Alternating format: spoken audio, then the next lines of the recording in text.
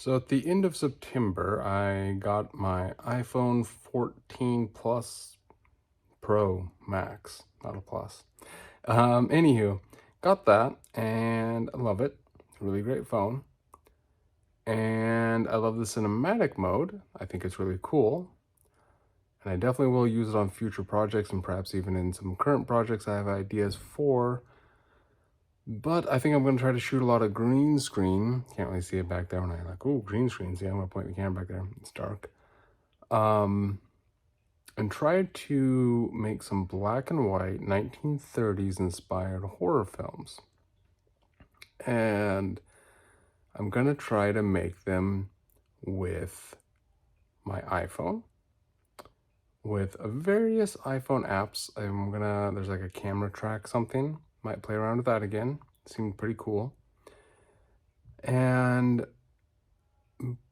shoot it on my iPhone, but I'm gonna start using Final Cut Pro and Motion, possibly Logic, because while my iPhone works great and the default camera app works great and I like using it to shoot quickly, and it does speed up my shoot, right? I don't have to worry about getting certain lenses. I don't have to worry about a whole bunch of things you have to worry about when you have like a real camera, whatever that means.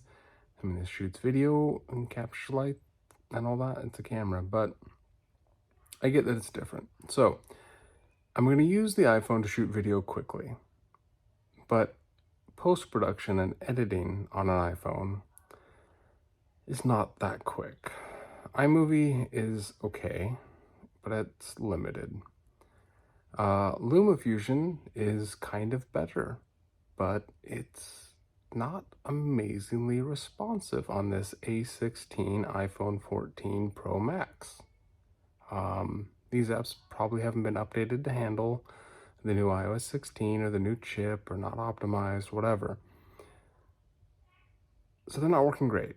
And then Apple's own app, which iMovie is their app, but LumaFusion isn't.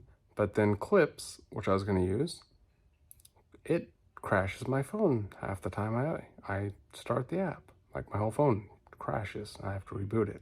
I'm like, whoa. So if you're listening, Apple, fix Clips or remove from the App Store, because it's getting annoying. But I think I'll be shooting a lot of green screen and trying to create my backgrounds in probably Pixelmator Pro, and then take them into Motion maybe to make 3D environments, or kind of 2.5D, whatever you want to call it. And then use Final Cut, because Final Cut is just surprisingly quicker. You got the keyboard, you can just cut through stuff really quick. It's really nice. So I need to learn Final Cut more, need to learn Motion more, need to probably learn Logic, possibly. We'll see what the audio tools are in Final Cut, but I'm going to start going that route. And I want to shoot kind of black and white 30s, 40s style horror films. So if you're into that, stay tuned. And if you've made it to the 3-minute and 48-second or 49-second mark, leave a comment below. What is your favorite horror film from the 1930s to the 1930s and 1940s horror film? Off the top of my head, I'm going to say Bride of Frankenstein's my favorite. I think that was 1932-ish, 1933, somewhere around there. I like that one a lot.